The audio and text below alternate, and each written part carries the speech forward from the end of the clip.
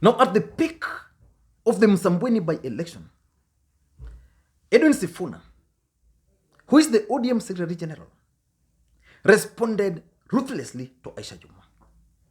And when the results of that by-election were finally announced, and the independent candidate humiliated the ODM candidate, Omari Boga, who had been projected to win, blame games started flying left, right, and center. And Edwin Sifuna received the largest share. Edwin Sifuna and Hassan Joho received the largest share of the blame. They were blamed for messing up that by-election. And I remember clearly that some people were claiming that the ODM candidate was doing just so well until the Nairobi brigades led by Edwin Sifuna landed in Msambweni. And that the campaigns were doing so well until Hassan Joho and the Mombasa brigades landed in Msambweni. And today, Edwin Sifuna has offered an apology. This is what Edwin Sifuna posted on his official Facebook Twitter handle. He's saying, I have recorded my statement with the NCIC Kenya this morning, during which I offered and reserved apology to all those offended by my language. I have also offered to undertake 50 hours pro bono legal services to the victims of gender-based violence in 2021. So which means in 2021, Edwin Sifuna is going to offer free legal services to any gender-based violence victims for the next 50 hours. That's a good gesture from the Secretary General of the ODM Party. And the question which should be asked is whether ODM Party learned lessons and whether the move by Edwin Sifuna is actually motivated by the fact that ODM Party went back, sat, and re-strategized and realized that they committed this mistake. Wacha nikunye kidogo maziwa. And nowadays don't take lunch. Yeah, whether ODM Party learned lessons. So I want us to look at 5 lessons which ODM Party learned from Msambweni. And if they have not learned them, they must learn these lessons if they want to survive. Because let's face it, ODM Party has lost several by-elections in the past. They lost in Bakassi South, where Sumra lost. They lost in Wajir, where Kolosh, who was an ODM candidate, defected to Jubilee and then retained the seat. In Bakassi South, you can't really say ODM lost, but the candidate there was Sumra, the guy who won was Wiper guy. Then the ODM candidate petitioned and he lost. Then they went again and lost in Ugenya. In my view, of all this, Ugenya loss was the worst for the party called ODM Party. And if ODM was serious, they should have learned the lessons in Ugenya. Ugenya is in Raila Odinga's own country, stronghold of Siaya. So Ugenya provided Raila Odinga and his party the opportunity to learn the lessons, but it seems they didn't learn. In Kibra, they won. Of course, it was expected. But in Msambweni, they lost. I think there are 2 seats in Msambweni. There were 2 ODM seats in Msambweni. So currently, they only have 1. But what lessons can they learn? Because if they continue losing like this, then it's going to be a very bad trend for them. There's a by-election in Matungu. Then there's another by-election in Kibuchai. In Matungu, it's in Kakamega. Kakamega is assumed to be Raila Odinga's stronghold. And I've been talking to some guys, and they have the opinion that ODM should not sponsor a candidate in Matungu, but instead support the NC party as part of NASA coalition agreement. But some claim that the ODM party should actually sponsor a candidate so that they can know where they are. So these lessons, 5 lessons, which ODM learned or they must learn from Msambweni, are going to be very key for them. Number 1, the first lesson which is clear ODM party learned from Msambweni is that politics first is local. So if you go outside there to campaign, like for example, if there will be a campaign in Matungu, they must first understand that politics is local. Bringing in big names is good for politics. The rallies are good. Big names are good. But ultimately, the politics must be local. They must listen to what the locals are saying. Were the locals for Boga? Or is it possible that ODM Party just used the statistics for the last election where Boga defeated Dori?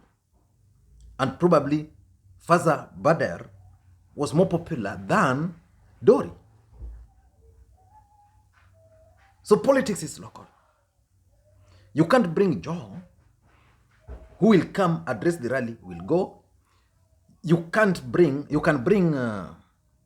Babu Wino, because Babu Wino is also very popular with the youth and the rest. He can come to there, talk to the youth will listen to him, but ultimately, politics is local.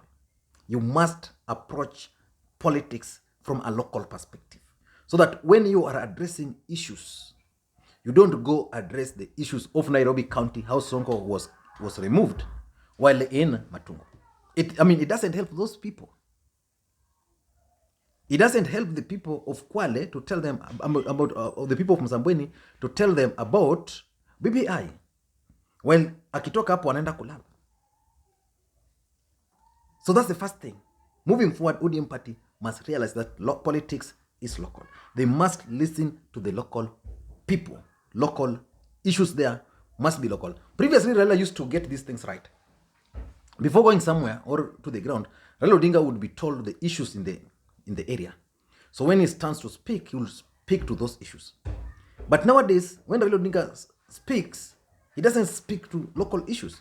He only speaks to national issues like the BBI, like the economy and the rest. Economy might be doing good, but locally it might be doing poorly. So that's the first thing. Number two is that Kenyans are now drifting from rhetorics to issue-based politics. You must find something which resonates well with the people. So you can only sell your candidate based on issues. What is he going to offer the people once he's elected? Because let's face it, Kenyans have been electing leaders. They elect a leader today, then the next day, the leader disappoints them. So electing a leader is not a problem to them. The problem to them is what is the leader going to do to them once elected. So issue-based politics. And that's why Sifuna was being accused of messing up the campaigns, which I don't think so. I don't think that the mere fact that Edwin Sifuna responded to Aisha Jumwa was the main reason why ODM lost. I don't think. The problem is there were no serious issues. When they went there, they never talked of local issues. Remember in Msambweni, there were two areas where Boga was expected to win. He didn't win those two places. And one of the places is actually predominantly was Okunda. He failed there. Because in the last election, there was something which he failed to do. So politics is issue-based. Locals want to hear what you stand for. So if you told them that, like Boga told them, akichukua kiti in the last election, he will deal with watu wa bara. So watu wa bara, walishikilia hiyo. So when these guys were going campaigning, wametoa watu wa bara kwenda kucampaign huko, they didn't involve the local watu wa bara there and explain to them that this is the right guy who can take care of your interests, and even ask the guy to apologize. Obani Boga kept on apologizing, and I was wondering, why is he apologizing? I went back and inquired that the main reason why he was apologizing, he wanted to appeal to the emotions of watu wa bara, the people he told he was going to deal with once elected, because he was an independent candidate in the last election. Number three, political parties, whether Jubilee, KANU, or ODM, must start respecting the wishes of the majority. And how do you respect the wishes of the majority? How do you know that this is the right guy. How? You conduct a free, fair nominations. If you don't do that, then you engage the services of a pollster. A credible pollster will tell you who is popular amongst these people. Like, for example, in Matungu, it is clear that that guy called Nabulungu is the most, Oscar Nabulungu is the most popular guy. In fact, even in the last election, he was the most popular guy. And people were surprised that Murunga just sneaked from nowhere and emerged victorious.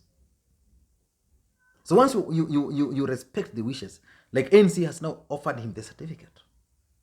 But the dynamics for 2017 might be different from now.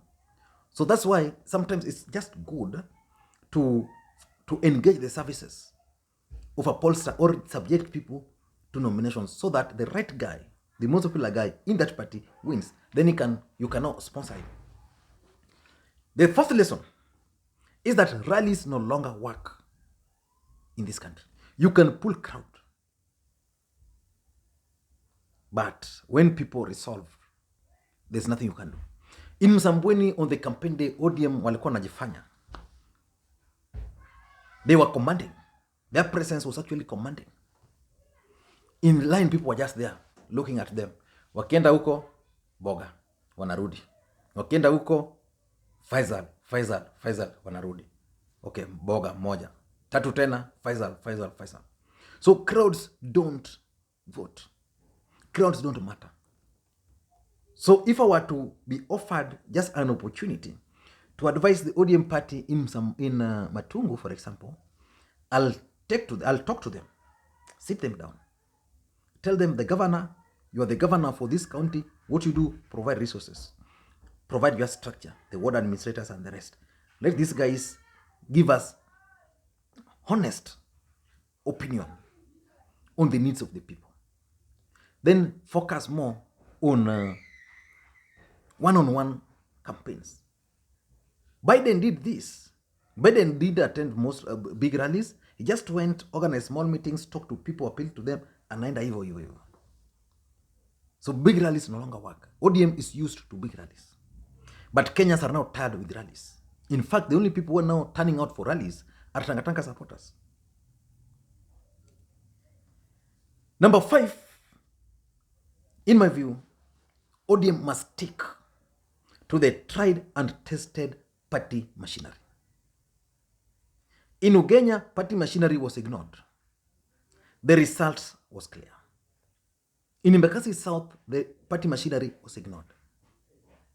So ODM party must invest its resources on revamping the party machinery, and whenever there is a by-election or there is an election, then they must make proper use of those machinery. Raila Odinga is lucky that he's the only politician in this country who has followers, people who can die for him. The rest of politicians have supporters. Uhuru had supporters in 2017 and 2013. That's why today, even in central Kenya, where people were willing to do everything for him, they have now dumped him. There are people who cannot dump Raila Odinga. So make good use of those state machineries. There is no way, there's nothing which explains or justifies how the ODM county chairman for Kwale could not even be informed on the small matter of party agents. He didn't even know how party agents were recruited, whether they recruited the opponents.